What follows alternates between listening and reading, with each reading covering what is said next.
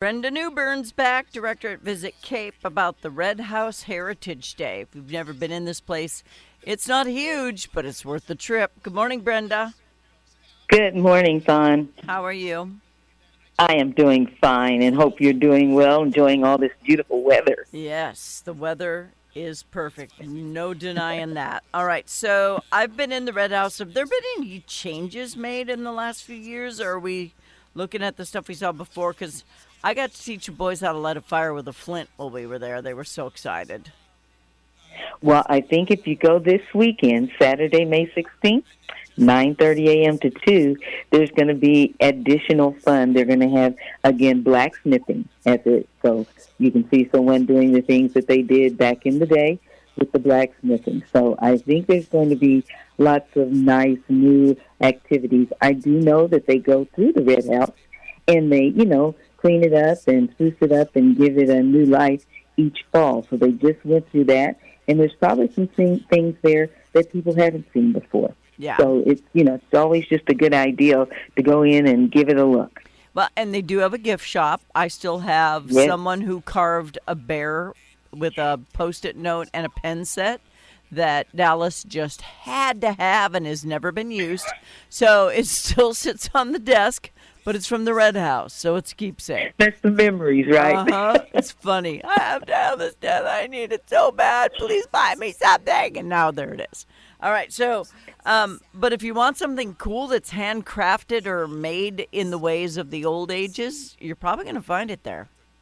Yes, you are. There's a candle she has in there. She always talks about how they light it and on dates that the parents back in the day. I just think that is the coolest thing. On dates? You mean like romantic encounters? Romantic, yes. If the parents liked it, the candle might be longer. If they didn't like him, the candle would be shorter.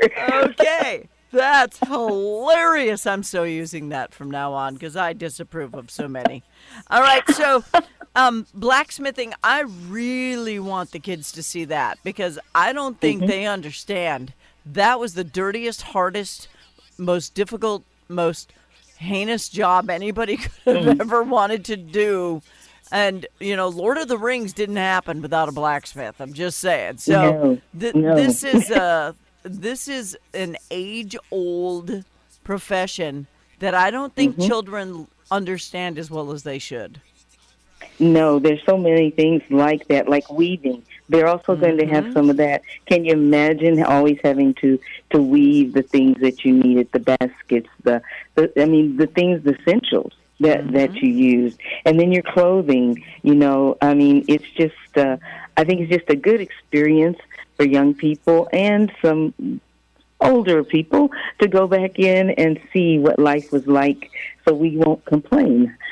I don't mean to ask you something. We'll be a lot happier about the luxuries. I think so too. My sister and I walked around looking like a couch because my mom just bought one roll of big ream of material, and we all wore the same dress, and we looked like idiots. But I don't know what tatting is. What is that? Now, I'm just going to tell you, I'm looking that up myself because I'm not real sure about it. I saw it on here, and I was like, that, I thought I knew a lot of things about a lot of things, but I don't know anything about this. Tatting. Yeah, well, it's lace making.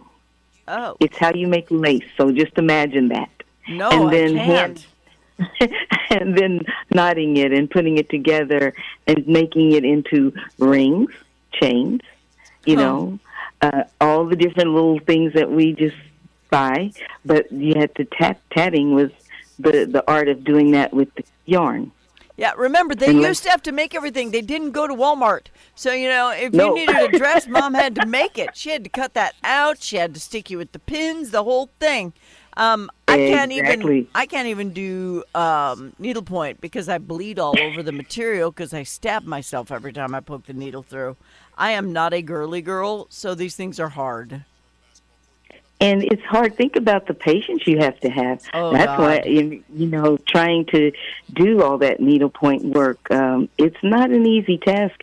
And I've seen people make it look so easy. But when you get in there, making those loops and cross stitches and all the different things that they have, difficult. Yep. Difficult. I'd be the walk away queen. I would be. I'd be like, can't do this. Here you go. Somebody else, I'm gonna go out with the dudes and shoot at deer. Bye. Yep, I'm out. I'm right there with you. Oh my Lord in heaven, that I just don't even know how they survived. I say it all the time, and you probably, if you listen to this show, I mean, women had babies by the river in the little house on the prairie days. Some of them did. I mean, they did. They were a different kind of human being. I don't know how they got through it with all the things women have to deal with, and geez, Louise. Just the whole Totally agree. running hot water thing. I don't even know how they did it. I'm so amazed that we are where we are today, but it's because of them. There you go. That's our legacy. Yep. Standing on their shoulders, right? Yep. I love that the Sons of the American Revolution are going to be there too. And that's what I was just going to point out with you. That I don't know about you, but walking through a line of flags and Yep. seeing those flags just does something to me. So I really am looking forward to those 27 officially adopted flags. Yeah. I really want to see that. And just a note to the snowflakes, if you are triggered by some of the flags that may represent part of history that you can't deal with, maybe just don't go. If you're triggered by things, just don't go.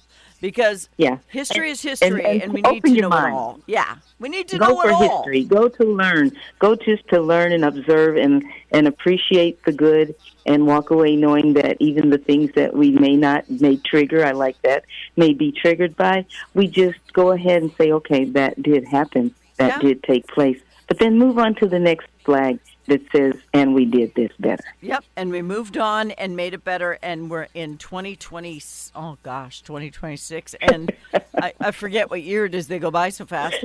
And you know what? The world is better than it's ever been. We just need to appreciate it. That's all there is to it. There you go. Heritage Day will show you how good you actually have it. So go visit the Red House, which is the cutest little thing sitting right down by the river wall across from the beautiful cathedral. You can't miss it. And this is this weekend. Yes, ma'am. This is Saturday. This Saturday, May 16th. And it starts at 9:30 a.m. and will end at 2 p.m. So don't get, too caught up in things because that 9:30 to 2 time will pass quickly. Yeah. So get up, have coffee, have a little bit of breakfast, and go down to the Red House and enjoy Heritage Day. One day they're not going to catch me, and I'm going to make it upstairs. One day that's going to happen. I got to see it. Well, I do know that they cleaned it out, Fawn, so you'll be in good space. Okay. I know they did a lot. They cleaned it out really good, so you'll be all right. Okay, because I always ask. They always tell me no. I'm like, one day I'm just going, and it's going to take you and a lot of high water to stop me because I want to see it. All right, so the Red House is so historic. It has so much meaning. It's been saved for a reason because of what it means to our area and the symbolicness of it. And you will learn all about that at Red House Interpretive Center on Heritage Day this Saturday, May 16th from 9.